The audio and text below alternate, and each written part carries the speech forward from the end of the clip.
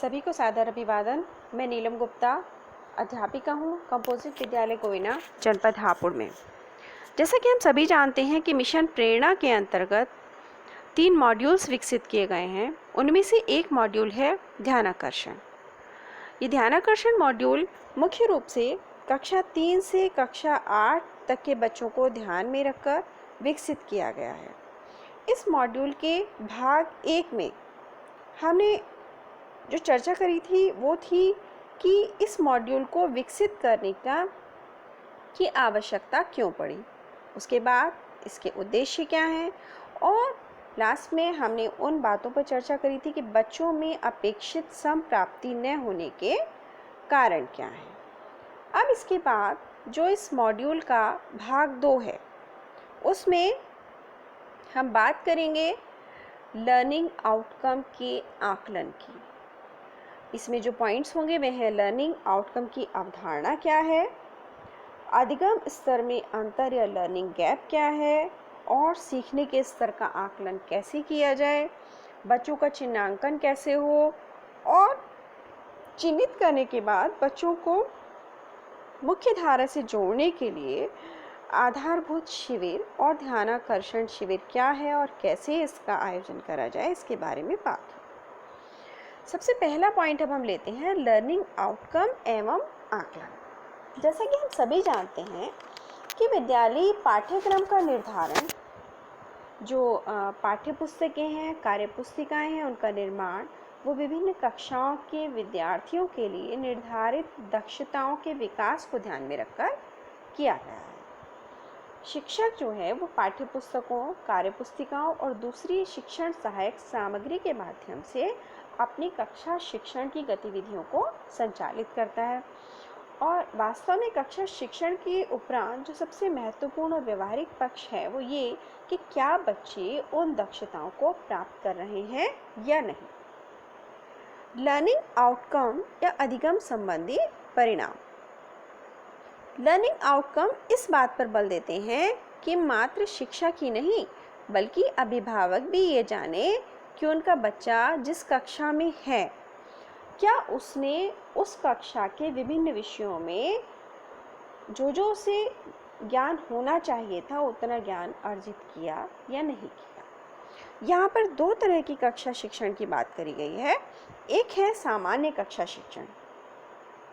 इस सामान्य कक्षा शिक्षण में जैसे कि वॉक टॉक बच्चे के साथ में, और उसके बाद में अंक आधारित परीक्षा होगी, माध्यम होता है उसका प्रश्न पत्र, और फिर परिणाम आता है। ये परिणाम संख्यात्मक होता है, ज्ञानात्मक होता है और सूचनाओं का प्रकटीकरण होता है। दूसरा कक्षा शिक्षण है लर्निंग आउटकम आधारित कक्षा शिक्षण। इसमें नॉर्मल वॉक टॉक नहीं बल्कि नवाचारों, गतिविधियों और आईसीटी को स्थान दिया जाता है।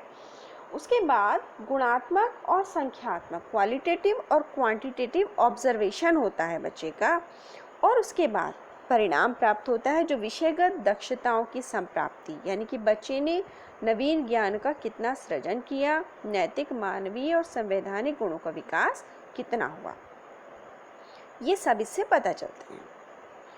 लर्निंग आउटकम से हमारा जो तात्पर्य है वो उन परिणामों या दक्षताओं से है जो कक्षा में अध्ययनरत विद्यार्थियों को उनके निर्धारित पाठ्यक्रम के अनुरूप अपेक्षित दक्षताओं के प्राप्त होने पर बच्चे में परिलक्षित होते हैं। ये एक परिणाम आधारित लक्ष्य है जो कि बच्चे की प्रगति का आकलन गुणात्मक और संख्यात्मक रूप से करने के लिए शिक्षक को अवलोकन के बिंदु प्रदान करता है।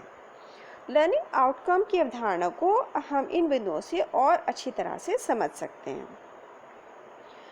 लर्निंग आउटकम बच्चों को प्राप्त दक्षता का मूल्यांकन करने और शिक्षकों को उनकी आगामी शिक्षण संबंधी दिशा प्रदान करने पर बल देते हैं।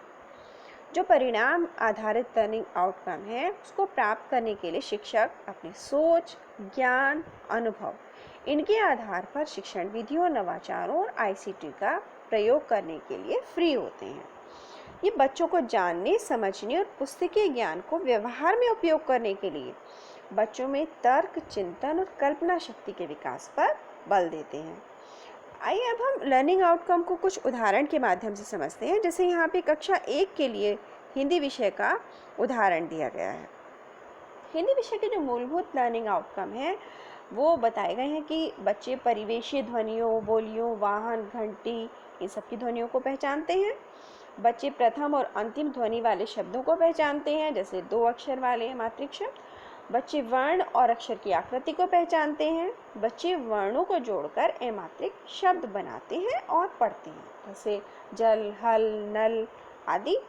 और बच्चे वर्णों और अमात्रिक शब्दों को उनकी सही बनावट में लिखते हैं। यह है लर्निंग आउटकम कक्षा 1 के हिंदी विषय के।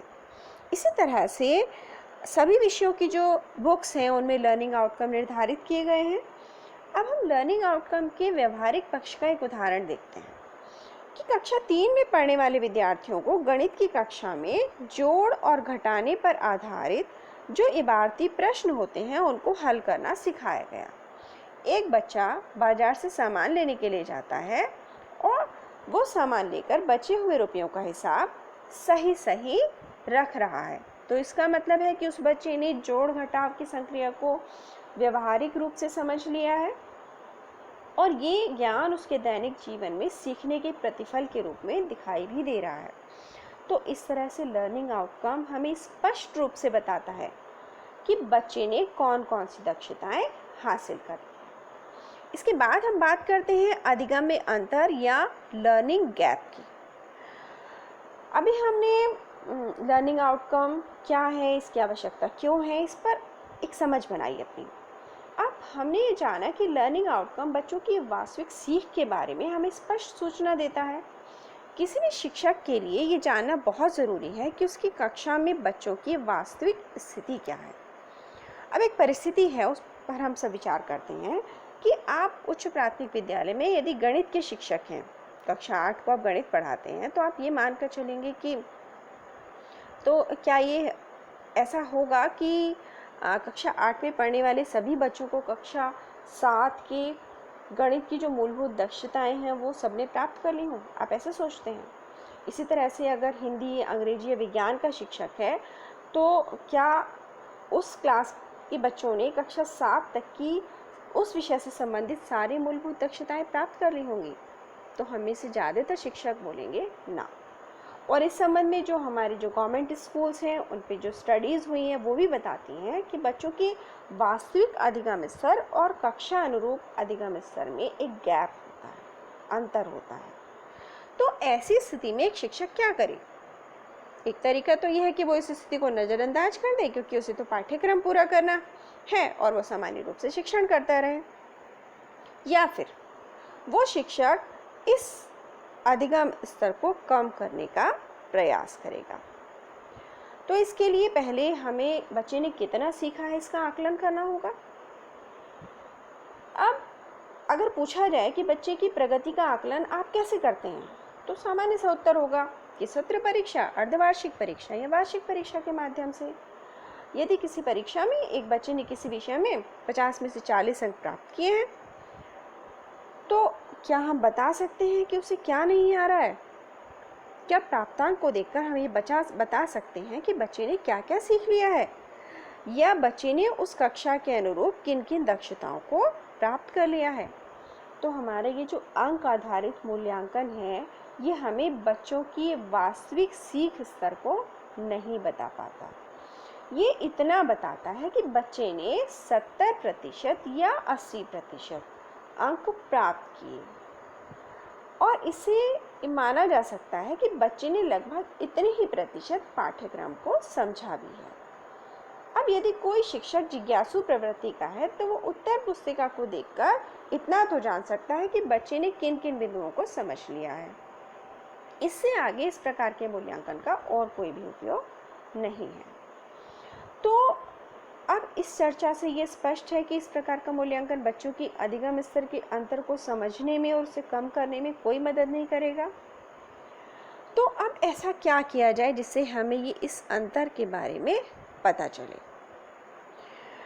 तो अधिकांश शिक्षकों को ये परेशानी होगी कि अधिगम स्तर में अंतर की स्थिति को बच्चे की वर्तमान कक्षा के पाठ्यक्रम को कैसे पूरा करें इस अंतर के साथ में। अब जैसे एक बच्चा वर्ण नहीं पहचान पा रहा है तो वो पाठ कैसे पढ़ेगा, उसे समझेगा कैसे। इसी तरह से यदि एक बच्चा 2 अंकों का जोड़ नहीं कर पा रहा है तो वो जोड़ का सवाल या फिर गुणा भाग और बीजगणित के सवालों को कैसे समझेगा, कैसे हल करेगा। तो ये परिस्थितियाँ शिक्षकों के लिए काफ़ी कठिनाई पैदा करती हैं।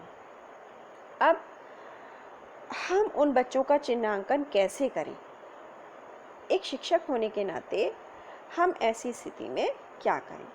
तो ये कर सकते हैं हम कि जब शैक्षिक सत्र आरंभ हो, कक्षा 3 से कक्षा 8 की बात हो रही है, जब बच्चे प्रवेश लें तब आरंभिक परीक्षण के माध्यम से प्रत्येक बच्चे के वर्तमान अधिगम स्तर का पता लगाया जाए। इससे बच्चों के अधिगम स्तर में अंतर का पता चल जाएगा। फिर आवश्यकता अनुसार हम अपनी शिक्षण योजना बनाकर इस गैप को कम करने का प्रयास करेंगे। तो आरंभिक परीक्षण के लिए हम ये करें कि प्रत्येक विषय में जो आधारभूत आकलन करना है उसका प्रपत्र बनाएं। इसके प्रश्न पिछली कक्षा की जो मूलभूत दक्षताएं हैं, जो लर्निंग आउटकम है, उनके आधार पर बनाए जाएं। इसके लिए मूलभूत दक्षताओं की विषयवार सूची पहले से ही बना के रखें।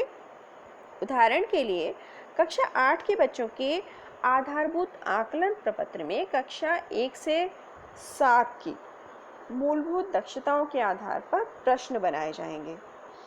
या ये ध्यान रखना है कि प्रत्येक प्रश्न किस कक्षा के किस लर्निंग आउटकम पर आधारित है, ये अलग से लिखकर हम रख लें।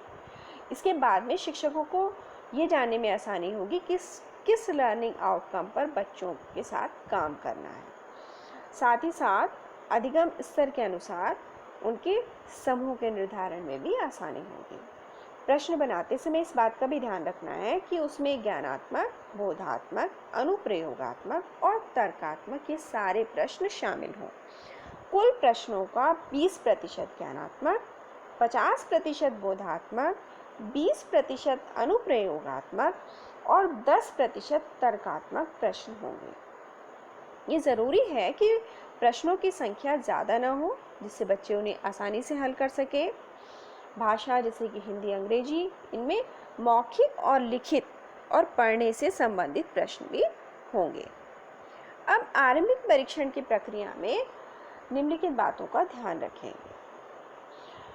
पूर्व में ही हम क्या करें, विषयवार आरंभिक परीक्षण प्रपत्र बनाकर रख लें। प्रत्येक प्रश्न किस लर्निंग आउटकम पर आधारित है, इसकी भी एक सूची बना लें। एक लर्निंग आउटकम के लिए एक ही प्रश्न। अब इस प्रपत्र में कक्षा 3 से 5 के बच्चों के आकलन के लिए कुल 15 प्रश्न होंगे, जिसमें से 10 प्रश्न ऑब्जेक्टिव टाइप और 5 प्रश्न सब्जेक्टिव होंगे। इसी तरह से कक्षा 6 से 8 के लिए कुल 25 प्रश्न होंगे, जिसमें से 20 ऑब्जेक्टिव और 5 सब्जेक्टिव होंगे। हम अपनी ज़रूरत के हिसाब से इन प्रश्नों की संख्या कम और ज़्यादा भी कर सकते हैं। अब प्राथमिक स्तर पर प्रत्येक विषय का जो पूर्णांक है वो 45 और उच्च प्राथमिक के लिए 75 अंक निर्धारित किया गया है और दोनों स्तर पर सभी प्रश्न 3 अंक के होंगे। हम उस प्रश्न पत्र की एक आंसर की पहले से ही बनाकर रख लें। अब जब परीक्षण शुरू कर दें उसके दौरान शिक्षक को ये करना चाहिए कि कक्षा के माहौल को बिल्कुल हल्का बनाकर रखें, बच्चे जिससे सहज होकर के अपना काम कर सकें। ऐसा ना हो कि उन्हें लगे कि नई कक्षा में आए हैं और वो शुरू में ही डर जाएं। उन्हें ये बता दें कि इसका उनकी वार्षिक परीक्षा से कोई संबंध नहीं है और साथ ही साथ किसी प्रकार से शिक्षक जो है कोई मूल्यांकन भी नहीं कर रहा उनका। आरंभिक परीक्षण के समय बच्चों की हम बैठक की व्यवस्था इस तरह से करें कि बच्चे नकल ना कर पाएँ। शिक्षक बच्चों को किसी भी प्रश्न को ना तो पढ़कर सुनाएंगे, ना ही इसके बारे में कोई बात करेंगे। बच्चे किसी प्रश्न को पढ़कर समझ पा रहे हैं या नहीं, ये जानना भी इस आकलन का एक प्रमुख उद्देश्य है। तो अच्छा हो कि अगर प्रत्येक बच्चे को हम एक अलग से प्रश्न पत्र की कॉपी दे दें। अगर ये संभव नहीं है तो हम साफ साफ उसको ब्लैक बोर्ड पर लिख दें और प्रत्येक बच्चे के पास लिखने के लिए कॉपी और जो उसको ज़रूरत का सामान है वो उसके पास हो। इसके बाद आरंभिक परीक्षण के उपरांत जब हमने परीक्षण कर लिया तो हमें समूह का निर्धारण करना है। तो बच्चे की उत्तर पुस्तिकाओं को जो हमने पहले से आंसर की तैयार कर रखी है उसके आधार पर जांचेंगे और अंक प्रदान करेंगे। उत्तरों के लिए 0, 1, 2 या 3 अंक हम उसको देंगे। अब ये काम आरंभिक परीक्षण के 2 दिनों के अंदर हो जाना चाहिए। कक्षा के सभी बच्चों की एक सूची हम तैयार करेंगे जिसमें प्रत्येक प्रश्न के सापेक्ष उनके प्राप्तांक दर्ज होंगे। जिस प्रश्न में 3 अंक मिले हैं उसका अर्थ है कि उस बच्चे को वह लर्निंग आउटकम पूर्णतया प्राप्त हो गया है। जिसे 1 या 2 अंक मिले हैं उसे आंशिक रूप से प्राप्त हुआ और जिसे 0 अंक मिले हैं उसे बिल्कुल भी प्राप्त नहीं हुआ। जिन लर्निंग आउटकम में 0, 1 या 2 अंक मिले हैं उस पर उन बच्चों के साथ शिक्षकों को कार्य और सहयोग करने की ज़रूरत है। ऐसे बच्चों की शिक्षक एक सूची बना लेंगे और ये सूची इस तरह से तैयार करेंगे। इसमें हमें दिखाई दे रहा है कि कक्षा ऊपर लिखी हुई है, विद्यालय लिखा है, क्रम संख्या और बच्चों के नाम मेंशन किए हैं। उसके बाद जो दक्षताएं अपेक्षित हैं वो लिख दी गई हैं। जैसे हिंदी विषय की वर्णों को पहचान रहा है, बिना मात्रा वाले शब्दों को पढ़ रहा है, 2 वर्णों के मात्रा वाले शब्दों को पढ़ रहा है, सरल वाक्य पढ़ रहा है। ऐसे गणित विषय की लिखी हुई है कि 1 अंकों की पहचान कर रहा है, 2 अंकों की संख्या पहचान रहा है, 1 अंकों का एक जोड़ कर रहा है, 2 अंकों का घटाव कर रहा है। अब जिस बच्चे ने जिस तरह से किया है उसके हिसाब से उसको मार्क्स दे दिए जाएंगे। इसके बाद हम सूची और तालिका बनाने के बाद बच्चों को जो समूह बनाएंगे वो कुछ इस तरह से बनाएंगे। प्राथमिक स्तर पर A, B, C 3 समूह बनेंगे। समूह A में हम वो बच्चे लेंगे जिन्होंने आरंभिक परीक्षा में अधिकांश लर्निंग आउटकम में 2, 3 अंक प्राप्त करते हुए कक्षा 3, 4, 5 के जिन विद्यार्थियों के प्राप्तांक 21 से 45 के बीच होंगे उन्हें समूह A में सम्मिलित करा जाएगा। समूह B में ऐसे बच्चे जिन्होंने आरंभिक परीक्षा में अधिकांश लर्निंग आउटकम में 1 अंक प्राप्त किए हैं। तो कक्षा 3, 4, 5 के जिन विद्यार्थियों के प्राप्तांक 16 से 20 के बीच होंगे उन्हें समूह B में सम्मिलित किया जाएगा। समूह C में आरंभिक परीक्षा के अधिकांश लर्निंग आउटकम में जिसने 0 अंक प्राप्त किए हैं। तो जिन विद्यार्थियों के प्राप्तांक 15 तथा इससे कम होंगे उन्हें समूह C में सम्मिलित किया जाएगा। इसी तरह से अगर हम उच्च प्राथमिक स्तर की बात करें तो यहाँ पर भी 3 समूह बनेंगे। समूह A में जिन बच्चों ने अधिकांश लर्निंग आउटकम में 2, 3 अंक प्राप्त करते हुए कुल जो प्राप्तांक है वो 35 से 75 के बीच प्राप्त किया है उन्हें समूह A में सम्मिलित किया जाएगा। जिन्होंने अधिकांश 1 अंक प्राप्त करते हुए 26 से 34 के बीच प्राप्तांक प्राप्त किए हैं उन्हें समूह B में सम्मिलित किया जाएगा। और जहां पर अधिकांश प्रश्नों में वो 0 अंक प्राप्त करते हैं, जिन विद्यार्थियों के प्राप्तांक 25 या उससे भी कम होंगे उन्हें समूह C में सम्मिलित किया जाएगा। अब 50 दिवसीय ध्यानाकर्षण शिविर बच्चों के लिए ऑर्गेनाइज किया जाएगा। इस शिविर की अवधि में समूह C और समूह B के विद्यार्थी जैसे जैसे लर्निंग आउटकम की संप्राप्ति को प्राप्त करते जाएंगे उन्हें सभी विषयों के शिक्षक अपने विषय के अगले समूह में प्रोन्नत करते जाएंगे। ये प्रक्रिया प्राथमिक और उच्च प्राथमिक दोनों स्तरों पर लागू होगी। ध्यानाकर्षण शिविर के पश्चात शिक्षण तकनीकियों का उपयोग करते हुए शिक्षण योजना बनाकर दैनिक शिक्षण प्रारंभ कर दिया जाएगा। तो इन परिणामों के आधार पर इस तरह की एक और सूची भी बनाएं जिसमें प्राप्त लर्निंग आउटकम के सापेक्ष सही का निशान लगाएं। ये सूची कुछ इस तरह की होगी। यहाँ पर वही क्रम संख्या, बच्चों का नाम और दक्षताएं ऊपर लिख दी गई हैं। जिस बच्चे ने जिस तारीख को वो दक्षता प्राप्त की है उसके सामने उसे अंकित कर दिया गया है। अब इस सूची में प्रत्येक बच्चे के सापेक्ष उस लर्निंग आउटकम को जिसने 3 अंक प्राप्त किए हैं सही का निशान लगाते जाएंगे और उस माह और वर्ष को भी लिखते जाएंगे कि जब ये आपने जांच की तो उस समय बच्चे का अधिगम स्तर क्या था। तो ये तालिका हमें बताती है कि विषयवार किन लर्निंग आउटकम पर कार्य करने की तुरंत आवश्यकता है, जिससे बच्चा वर्तमान कक्षा के पाठ्यक्रम से अपने आप को बैलेंस बना के चल सके। इसके लिए आवश्यक है कि आरंभिक परीक्षण के परिणामों के आधार पर शिक्षक एक व्यापक योजना बनाएं। अब बाद में शिक्षण के दौरान लगभग 50 दिन काम करने के बाद जब आप फिर से अधिगम स्तर की जांच करेंगे, तब इसी सूची में प्रत्येक बच्चे के सापेक्ष उस लर्निंग आउटकम में जिसमें बच्चे ने 3 अंक प्राप्त किए हैं, सही का निशान लगाते हुए उन्हें उस माह और वर्ष को लिख देंगे। तो इस तरह से प्रत्येक बच्चे की प्रोफाइल भी हम बना सकते हैं, जिसमें विषयवार प्राप्त लर्निंग आउटकम के सापेक्ष सही का निशान लगाना होता है। अब आधारभूत शिविर या ध्यानाकर्षण शिविर, सत्र के शुरू में जो चिन्हांकित बच्चे हैं उनके साथ में चिन्हित मूलभूत लर्निंग आउटकम पर अगले 50 दिन तक लगातार काम किया जाए, इसे ध्यानाकर्षण शिविर कहते हैं। इसे हम कार्यशाला के रूप में भी कर सकते हैं। इससे बच्चों के अधिगम स्तर में जो गैप था उसको दूर करने में मदद मिलेगी। सत्र के शुरू में इस प्रकार से बच्चों के साथ काम करने का सबसे बड़ा फ़ायदा ये है कि बच्चे वर्तमान कक्षा के पाठ्यक्रम को सहजता से पूरा करने के लिए तैयार हो जाते हैं। 50 दिनों में वर्तमान कक्षा के पाठ्यक्रम पर हम काम न करके उनके साथ जो चिन्हित लर्निंग आउटकम है उस पर काम करेंगे। तो इस ध्यानाकर्षण शिविर में शिक्षक को जो बातें ध्यान में रखनी है वो ये हैं कि इसके लिए प्राथमिक और उच्च प्राथमिक स्तर के लिए नमूने के तौर पर इसी बुक में टाइम टेबल दिया गया है। उस टाइम टेबल के हिसाब से प्रतिदिन 4 विषय हिंदी, अंग्रेजी, गणित, विज्ञान या फिर हमारा परिवेश पर काम किया जाएगा। प्रत्येक विषय पर प्रतिदिन कम से कम 1 घंटा काम किया जाएगा और बच्चों को फिर हम समूह में बांट लेंगे। जितने बच्चे चिन्हित होंगे उनको 50 दिनों में विभाजित कर एक सूची बनाएंगे। इस तरह से तय करेंगे कि किस दिन किस लर्निंग आउटकम पर काम करना है।